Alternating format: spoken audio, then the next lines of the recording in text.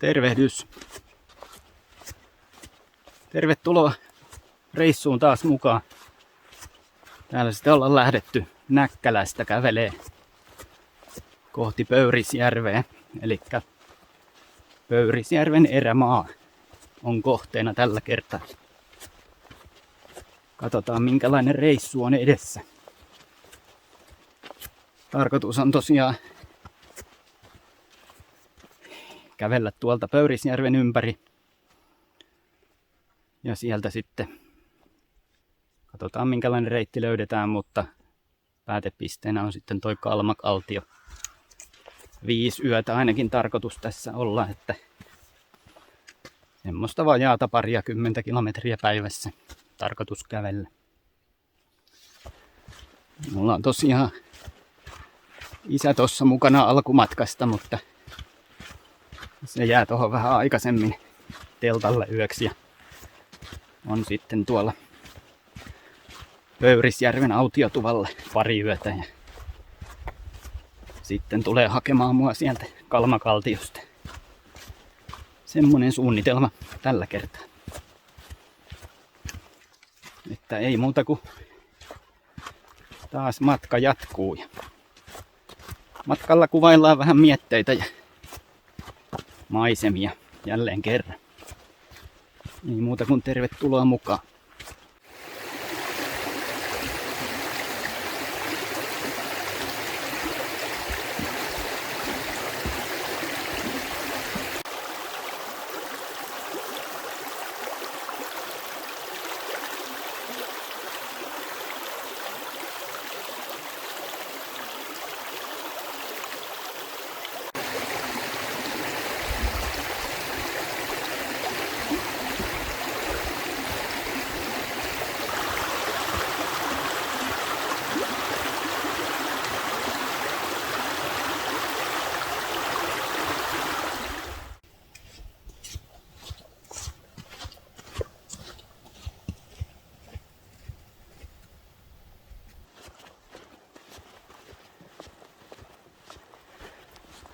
Aikamoista hiekkamaastoa tää on kyllä.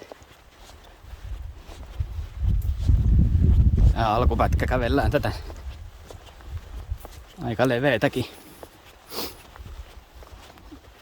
uraa pitkin. Tässä menee välillä mönkijöitä ja ilmeisesti maastoautojakin välillä. Että tätä pääsee sinne Pöyrisjärven autiotuville.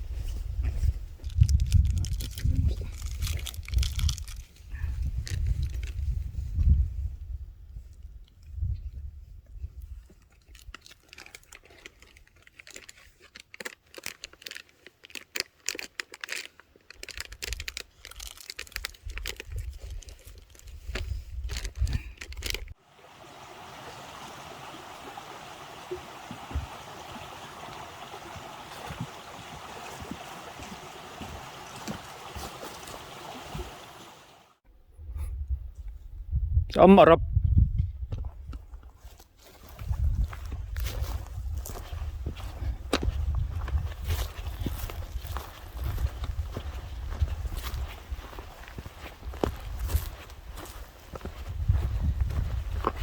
No niin, ja sitten reissu jatkuu yksi. Vielä olisi muutama kilometri sinne, mitä olin suunnitellut, että mihin menisin yöksi tänään Pöyrisjärven rantaan. Eli vähän matkaa ja sitten käännytään tonne vasemmalle ton Vuoltsatharjun välistä. Mennään tonne toiselle puolelle lähemmäs Norjan rajaa.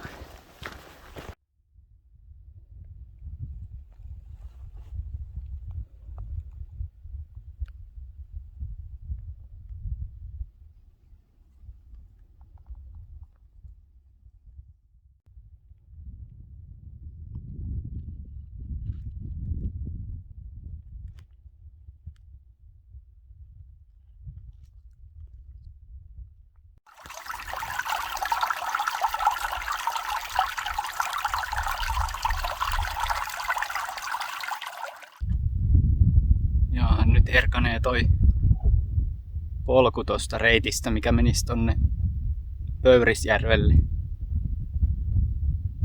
Alkaa taas jotenkin tuntemaan, kuinka pieni ja yksinään on tällä hetkellä taas täällä keskellä erämaata.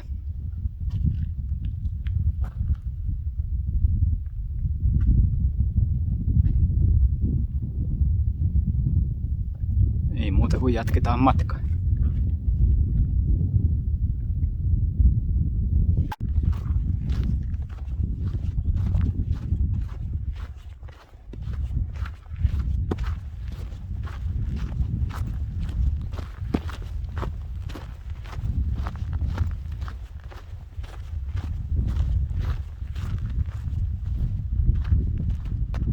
Tuolla tämän pienemmän lammen takana tuolla kauempana näkyykin Pöyrisjärvi. Kiva ajatella, että huomenna olisi tarkoitus kävellä tonne ihan toiselle puolelle. Eli tonne käytännössä taivaanrantaan. Mutta huomenna on pitkä päivä.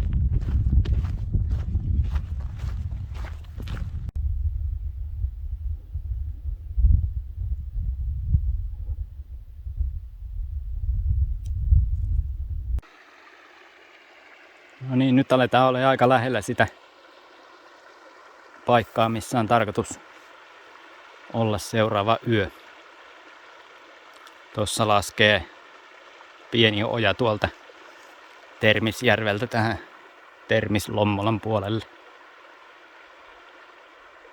Ja tuossa näkyykin vähän hiekkaharjua tuolla kauempana. Ja tosiaan nyt itse menen tästä hiekkaharjun eli ton Buoltsatin välistä tonne länsipuolelle harjua. Ja siellä sitten tarkoitus jatkaa huomenna taas. Mutta täytyypä lähteä etsiä, mistä sais hyvä telttapaikan. Kiipesin tänne harjulle kattelemaan vielä maisemia. On täällä kyllä hienoa, täytyy sanoa.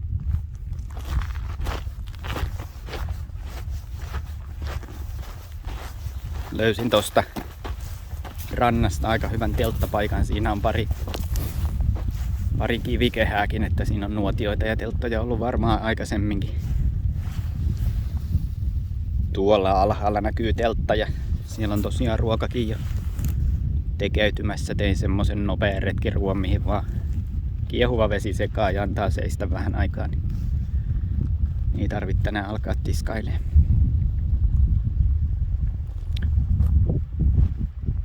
Täältä harjulta toimii yhteydet kotiinkin vielä, sai videopuhelun soiteltua. Niin jospa sillä pahimman ikävän tässä saisi taltutettua, vaikka kyllähän se saattaa vielä iskeä tossa kun on nukkumaan menossa. Mutta eiköhän syömään ja katsotaan miten ilta etenee.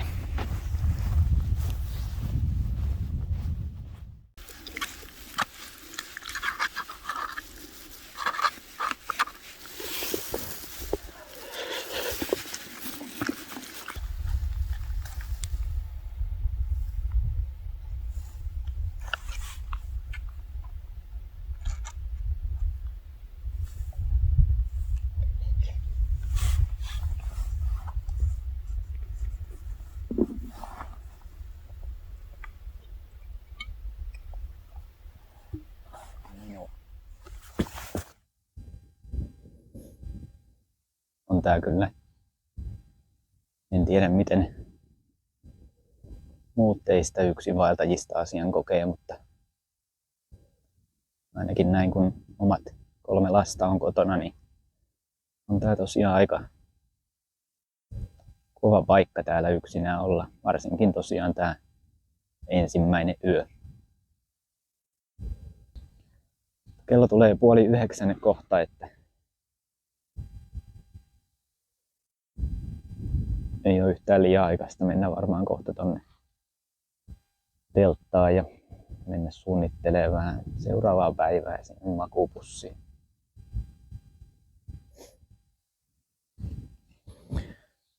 Mutta ennen nukkumaan menoa, niin voisin mä nyt sen verran tässä vielä esitellä mun viimeisimpiä hankkeita tässä. Että tosiaan uutena on tällä hetkellä nyt päällä tää ekaa kertaa taukotakki. Untuva takki, suhteellisen kevyt, että tää on aika lämmin ja mukava tällainen taukoa pidellessä ja illalla kun telttaa kasailee ja muuta. Että ainakin tässä vaiheessa on varsin tyytyväinen. Ja toinen on sitten, mikä tärkeintä, niin sopii väreihin.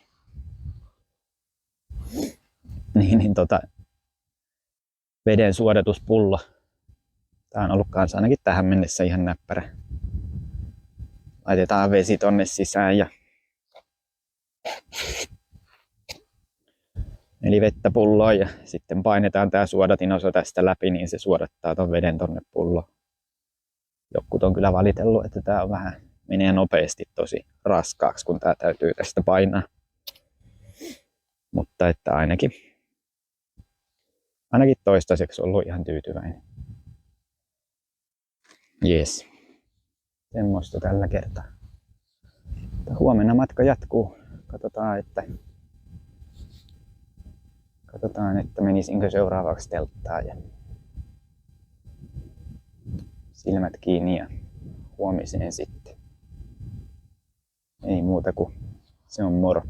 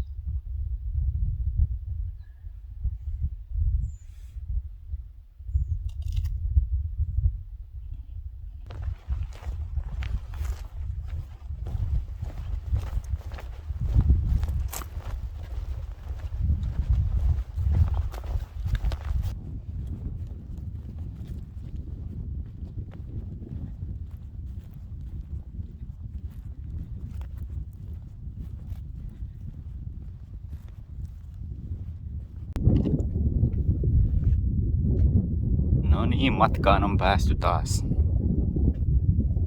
Vähän matkaa kävellytkin jo. Tuolla suunnilleen oli mulla telttapaikka ja sieltä jo kävellyt vähän matkaa tänne. Ei muuta kuin matka jatkuu ja kohta aletaan vähän nouseen tonne ylemmäs Termisvaaran reunaa. Joten kiitos vaan Termisjärvelle hyvästä yöpaikasta. Sitten menoksi.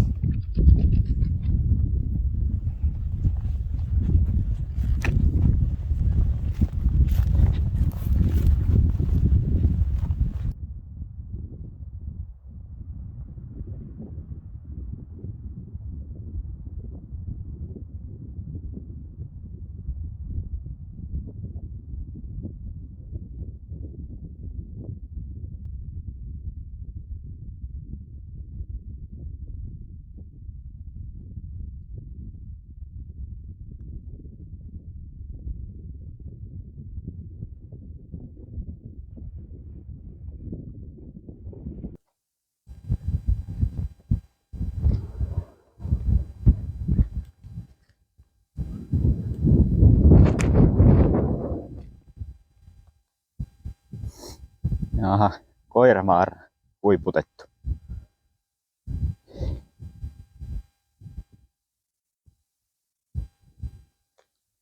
Joo, mutta jonkun matkaa tonne Rajavaaralle sitten. Katsotaan söisikö lounaan sitten vähän ennen kuin lähtee sinne kiipeämään.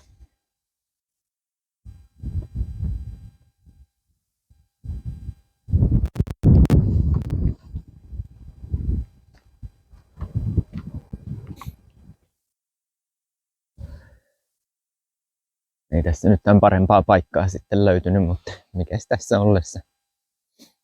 Alkoi olemaan toi fiilis jo sen verran alhaalla, että pakko oli pysähtyä jotain syömään. Energiat varmaan sen verran vähäiset oli jo, että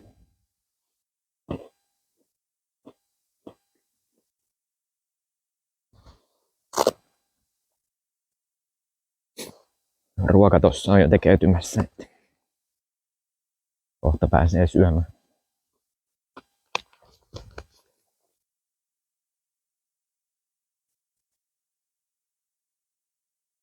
Kattelin, että Norjan rajaa ton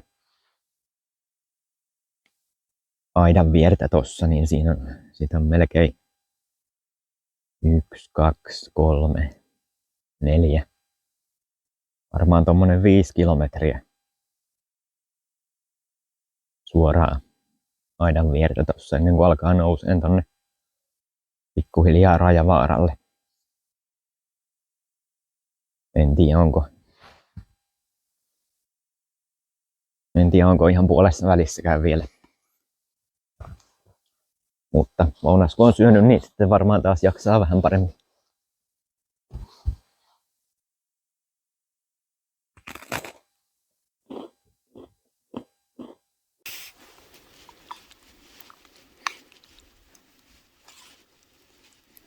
Makaronia, soijarouhetta ja sitten tossa hernemaisspaprika. Pastakastike, jauhe siinä vielä seassa. En tiedä kuka tän taas jaksaa kaiken syödä.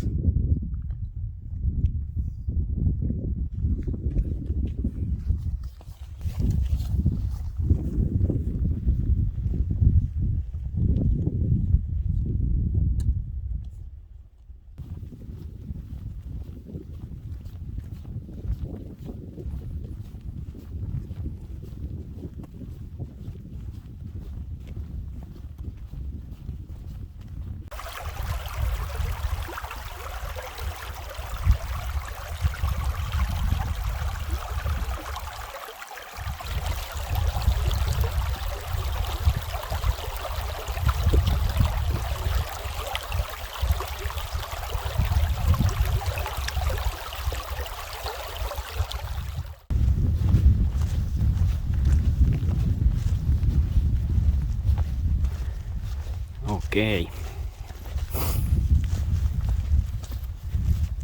Hiekkarantaa näkyy ainakin tuossa toisella puolella, mutta katsotaan miten miehen käy.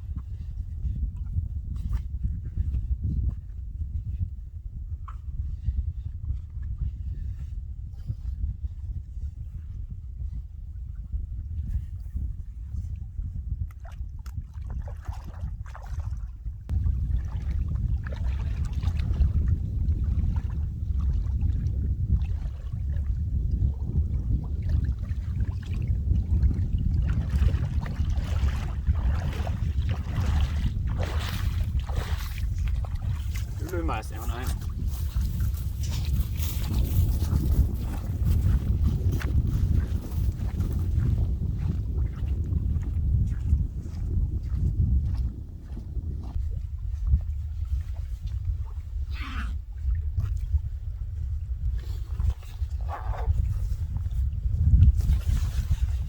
Tekipä muuten hyvää jaloille toi kylmä vesi.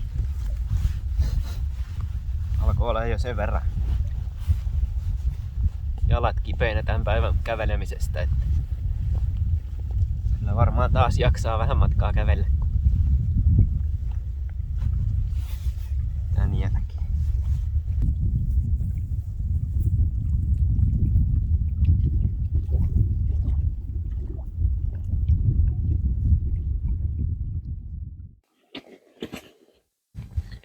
Taitinkin jäädä tähän Maaterlommolalle keittelee seuraavat ruuat. Tässä oli niin lämmin ja hyvä paikka, että ei kannata lähteä kiipeen tonne ylös tuuleen ja tuiverrukseen.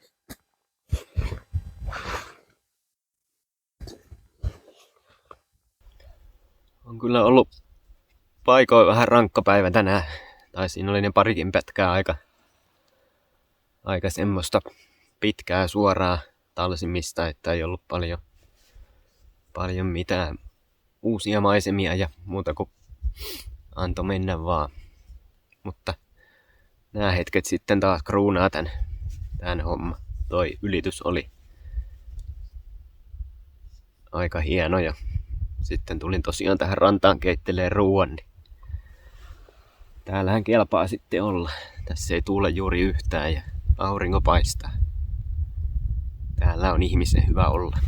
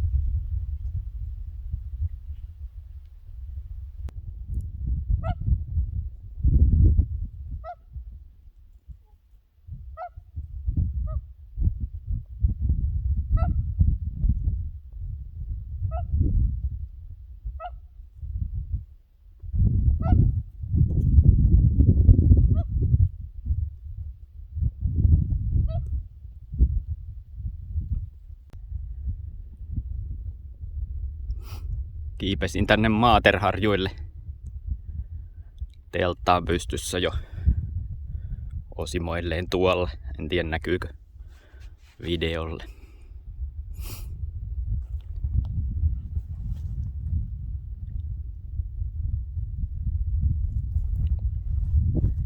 Täytyy sanoa, että nyt on aika hyvä fiilis. Ilma ei voisi olla mitenkään parempi.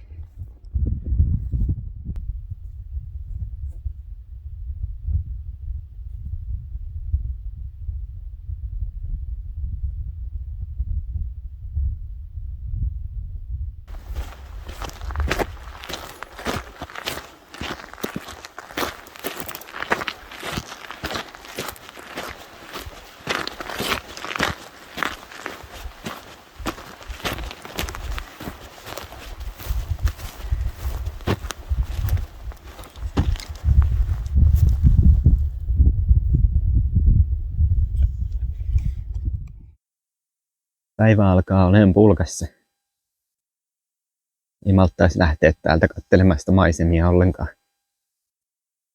Ei kai vielä kiire olekaan. Aurinko kohta laskee tonne vaaran taakse.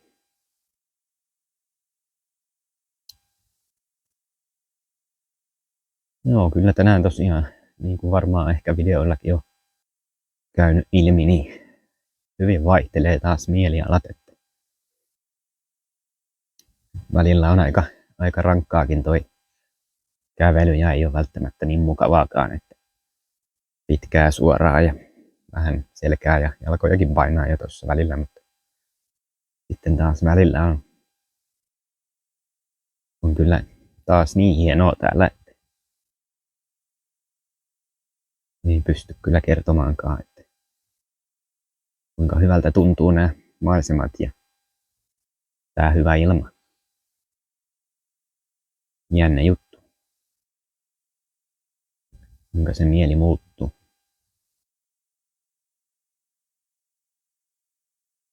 Kylläpähän tänään on saanutkin nauttia näistä ilmoista, että katsotaan mitä huominen tuo tullessaan, että tuleeko sitä pilveä huomenna taivaalle ja jossain vaiheessa lupailtiin enemmänkin sadetta tiistai-ilta ja keskiviikko, että hyvä näitä muistella sitten, jos tarvii vesisateessa sitten tallustaa. Mä painun tonne yöpuolelle, joten ei muuta kuin sitten taas huomista odottaa.